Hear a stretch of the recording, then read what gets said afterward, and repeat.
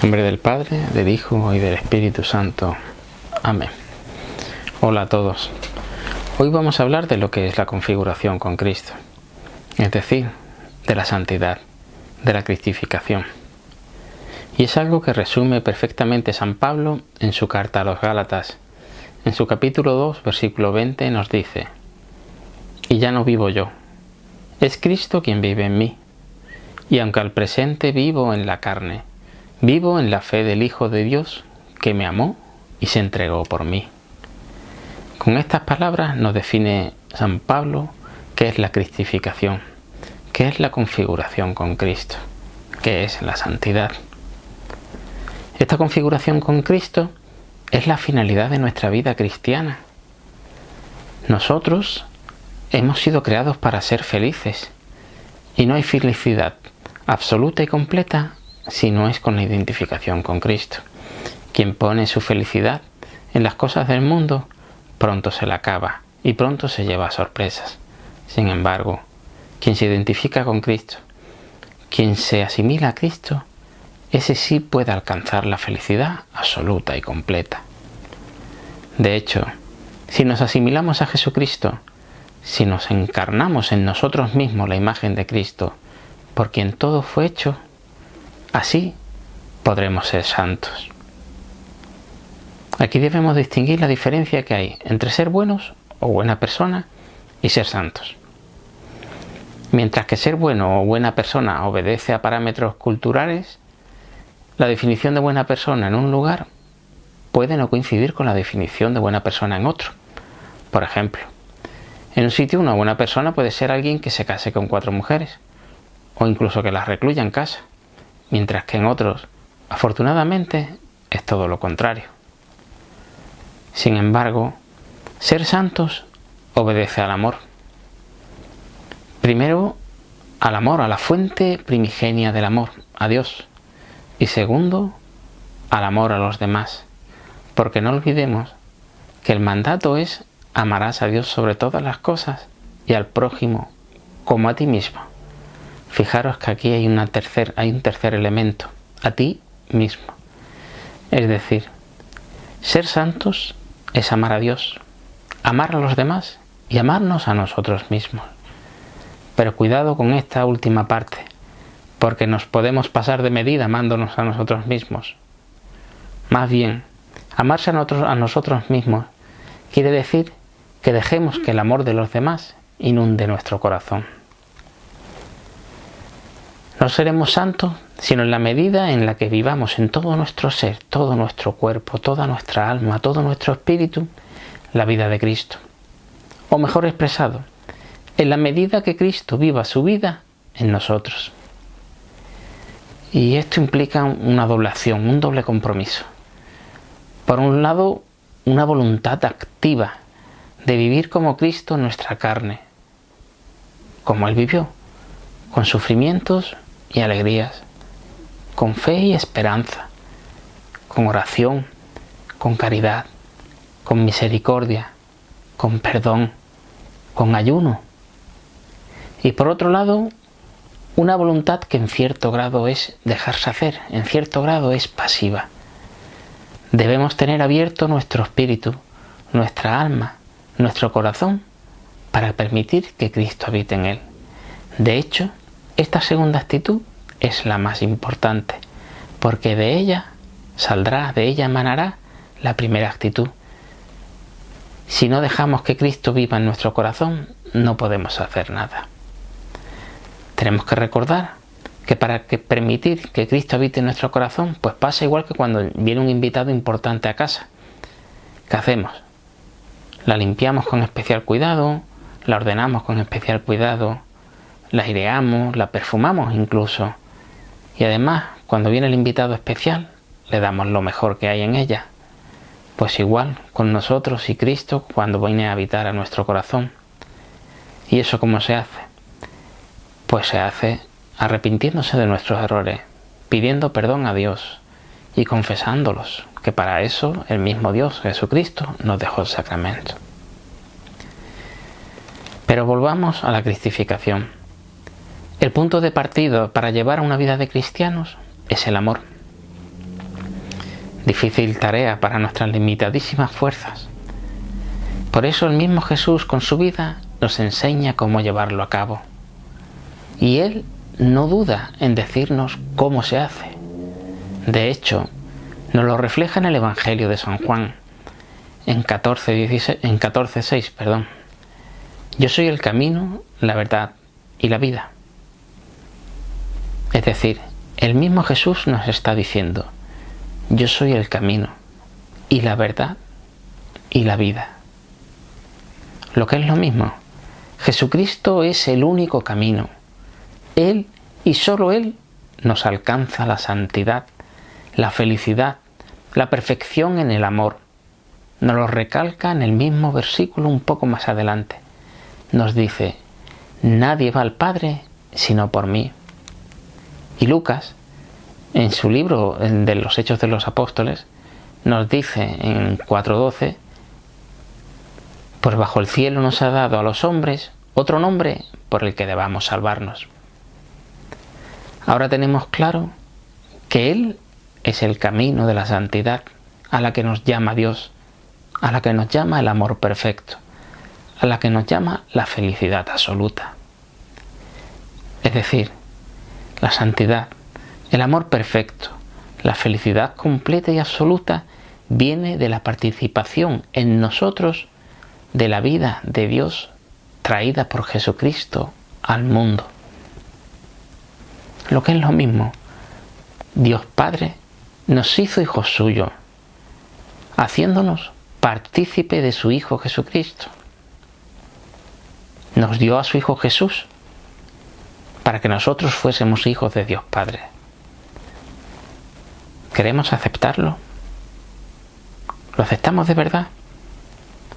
¿Queremos aceptarlo hasta las últimas consecuencias? Esto consta expresamente en la carta a los Efesios. Nos dice: Él, Dios Padre, nos eligió en Cristo antes de la fundación del mundo para que fuésemos santos e intachables ante Dios Padre por el amor. Él nos ha destinado por medio de Jesucristo según su beneplácito de su voluntad, porque así Él lo quiso, a ser sus hijos. Y lo vuelve a repetir en la primera carta de Juan 4:9. En esto se manifestó el amor que Dios Padre nos tiene, en que Dios envió al mundo a su unigénito, a Jesucristo, para que vivamos por medio de Él. Deja bien claro que quien vive por medio de Cristo, que quien se cristifica, que quien se configura con Cristo, que quien deja que Cristo viva en su vida, es considerado hijo de Dios Padre. Por eso Cristo es el único camino para llegar al Padre. De hecho, en Juan 15:5 nos dice claramente: sin mí nada podéis hacer. Exactamente dice: yo soy la vid, vosotros los sarmientos. El que permanece en mí y yo en él, ese da fruto abundante, porque sin mí no podéis hacer nada. Es decir, si nosotros somos los sarmientos y Jesucristo es la vid, tenemos que dejar circular por nuestro ser, sin resistencia, esa luz vivificadora de Cristo, esa savia de la vid, para que circule por nosotros. De hecho, si no es así, nos secaremos, como nos lo dice seguidamente. Nos dice que al que no permanece en mí, lo tiran fuera, como el sarmiento, y se seca, y luego lo recogen y los echan al fuego y arden. Si no hacemos de nuestra vida otro Cristo, nos vamos a destruir nosotros mismos. Para santificarse, lo único que tenemos que hacer es dejar que la gracia de Dios circule por nosotros. De hecho, no hay otra manera de ser santos. Y recordemos ahora, con el calificativo de santos eran llamados los miembros de la Iglesia al principio de la Iglesia. En los primeros momentos de la Iglesia, a los cristianos les llamaban los santos. Nos viene a decir el abad Mare dos nous, Don Columba Marmión, vaya nombre, en su libro Jesucristo, vida del alma, nos dice: comprendamos que no seremos santos sino en la medida que la vida de Cristo se difunda en nosotros. Esta es la única santidad que Dios nos pide. No hay otra. ¿Seremos santos en Jesucristo o no lo seremos de ninguna manera? Solo por Cristo, con Cristo y en Cristo podremos alcanzar la meta y el ideal, ideado por Dios en la creación, redención y santificación del género humano. Solo con Cristo, por Cristo y en Él lograremos ser absolutamente y auténticamente felices. Y todo esto lo haremos ya aquí en la tierra. No por nuestro virtuosismo, no por mucho que queramos nosotros, no por mucha voluntad que le pongamos. Si no dejamos vivir a Cristo, no vamos a alcanzar la santidad, no vamos a ser absolutamente felices, no vamos a amar de verdad, si no dejamos vivir a Cristo en nosotros. No por nuestro buen comportamiento ciudadano, no por ser estrictos cumplidores de la ley, no por darnos muchos golpes de pecho y rezar a todas horas. Si no dejamos que sea Cristo la fuente de todo eso, no lo vamos a conseguir. Qué equivocados están los que consideran la devoción a nuestro Señor como una devoción de tantas, al mismo nivel que el examen de conciencia o la lectura espiritual. No, nada, ninguna otra devoción, nadie hay por encima de Jesucristo. Nuestra devoción e incorporación a Cristo es la piedra angular, el alfa y el omega, la sustancia misma de nuestra vida sobrenatural. No hay otro redentor más que nuestro Señor Jesucristo. De hecho, la Virgen es corredentora cuando aceptó voluntariamente encarnarse de Él, o en sus silencios en la vida ante Él, o su silencio en pie de la cruz, sus lágrimas al pie de la cruz. Ningún santo, ninguna otra devoción está por encima de Cristo. Que nadie aspire a alcanzar ningún favor de Dios que no venga de Dios. Los santos no dan ningún favor. Los santos pueden interceder por nosotros ante Dios, pero es Dios quien lo da. Muchas veces perdemos el norte y prestamos cierta devoción a ciertos santos y nos creemos que este es un semidios. Incluso lo idolatramos. Llegamos a una estatua, le acariciamos los pies, le damos 3 besos. Eso está muy cerca de la idolatría. Eso no es Dios. No hay nadie por encima de Dios. No se va a conceder ningún favor en la tierra que no venga de Dios, que no venga de la voluntad de Dios. Las obras no son nada más que consecuencias de esta gracia de Dios. Todas las buenas obras que nosotros hagamos en el momento que dejamos vivir a Cristo en nuestro corazón no son más que derivaciones y consecuencias de que Dios habite en nosotros. Si dejamos que Jesucristo habite en nuestro corazón, nuestras obras partirán de Él.